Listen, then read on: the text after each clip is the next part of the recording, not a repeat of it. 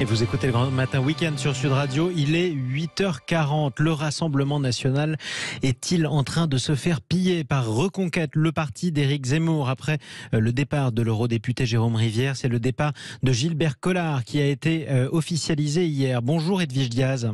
Bonjour. Vous êtes présidente du groupe Rassemblement National en Nouvelle-Aquitaine, membre du bureau exécutif du Rassemblement National. Gilbert Collard, qui était un des visages de la dédiabolisation du Rassemblement National, qui s'appelait encore FN, lorsqu'il avait rejoint Marine Le Pen. Gilbert Collard qui a dirigé le Rassemblement Bleu Marine et qui abandonne en pleine campagne électorale Marine Le Pen. C'est quand même un sacré coup dur.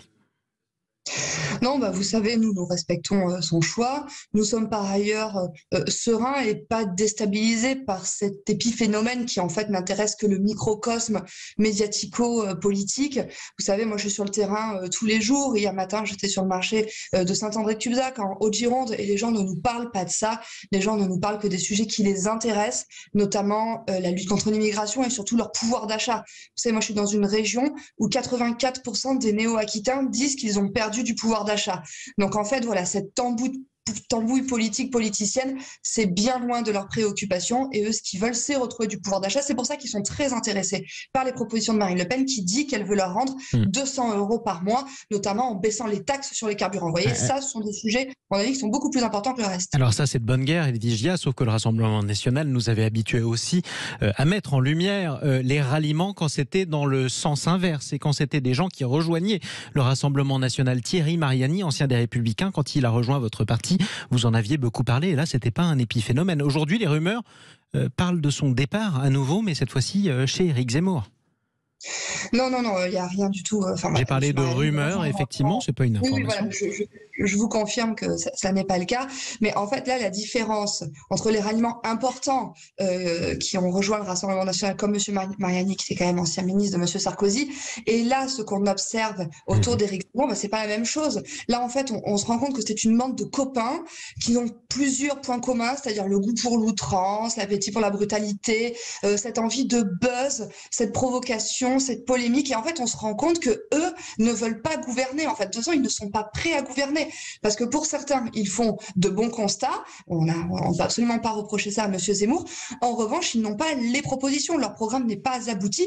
Et pendant que eux, ils font du triomphalisme, vous avez vu, ils trinquent, ils s'autocongratulent. Et ben nous, au Rassemblement National, on s'intéresse aux problèmes des Français. Et c'est la raison pour laquelle Marine, aujourd'hui, est donnée très haut dans les sondages et même en capacité de battre Emmanuel Macron au deuxième tour. C'est pour ça que nous appelons tous les patriotes, tous les amoureux de la France et nous leur disons à quoi sert la candidature d'Éric Zemmour si ce n'est qu'à diviser le camp national.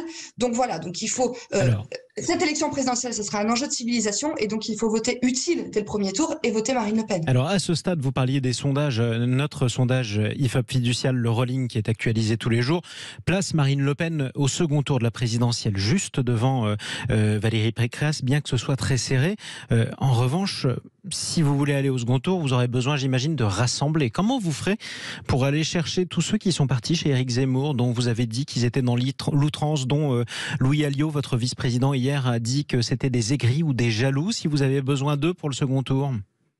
Non, mais en fait, c'est pour ça que nous, on veut parler aux électeurs et qu'on leur dit, voilà, bon, bien sûr, chacun est libre de faire son choix, mais au deuxième tour, au moment où cette élection présidentielle est un enjeu de civilisation, au moment où Emmanuel Macron a raté dans tous les domaines, moi, je ne connais pas une catégorie socio-professionnelle qui aujourd'hui me dit, tout va bien dans mon secteur d'activité, les enseignants sont en grève, les assistantes familiales sont en grève, tout le monde est en grève, et puis on voit le bilan d'Emmanuel Macron. En termes de chômage, c'est un échec, on a 6 millions de chômeurs. Mais là, vous dites la même chose qu'Éric Zemmour. Sauf que nous, on a les solutions. Vous voyez, quand Marine Le Pen dit qu'elle veut rendre aux Français leur pays et leur argent, elle avance des mesures concrètes. Pourquoi Jérôme Rivière et Gilbert Collard sont partis chez Éric Zemmour si vous avez les solutions et pas lui? Il faudra leur demander surtout de faire preuve d'honnêteté, parce que pour l'instant, j'ai pas tellement entendu ça de leur bouche. Mais voyez, moi, je fais la distinction entre l'état-major, voilà, les gens qui sont dans une aventure individuelle, qui ont envie d'avoir un petit peu la lumière sur eux, et les électeurs qui sont sincères et qui vraiment ont envie de mettre un terme au quinquennat d'Emmanuel Macron. Donc voilà, moi, je m'adresse à ces gens-là qui sont sincères et je leur dis, vous pouvez faire confiance à Marine Le Pen. Elle a l'expérience, elle a le programme, elle a l'équipe équipe, nous sommes structurés, nous sommes sur le terrain et ça, nous le sentons. Voilà, que Marine Le Pen est la seule candidature crédible. Et vous Donc, ne sentez pas utile au premier tour et nécessaire au deuxième tour pour mettre fin à Emmanuel Macron. Et vous ne sentez pas en tout cas d'autres ralliements du Rassemblement national vers Éric Zemmour? Bah écoutez, moi pour l'instant j'en sens pas, mais après s'il y en avait d'autres, voilà, je quel pense message, pas s'il y en a qui hésitent en ce moment, quel message vous leur adressez? Mais je leur dis, il faut pas partir dans voilà dans l'oubli, dans l'inutilité, dans la division. Enfin voilà, Emmanuel Macron, c'est plus possible de continuer avec lui.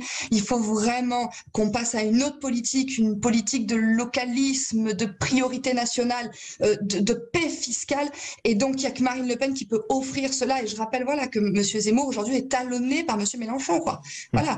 À l'heure où Marine Le Pen retrouve sa stature dans les sondages, sa stature méritée, je leur dis, voilà. Ça reste très serré, en tout cas, mais effectivement, je le confirme, elle est toujours donnée dans notre rolling IFOP fiducial pour Sud Radio. Au second tour, un demi-point devant Valérie Pécresse. Merci Edwige Diaz. Présidente du groupe Rassemblement National en Nouvelle-Aquitaine. Vous êtes par ailleurs membre du bureau exécutif du Rassemblement National.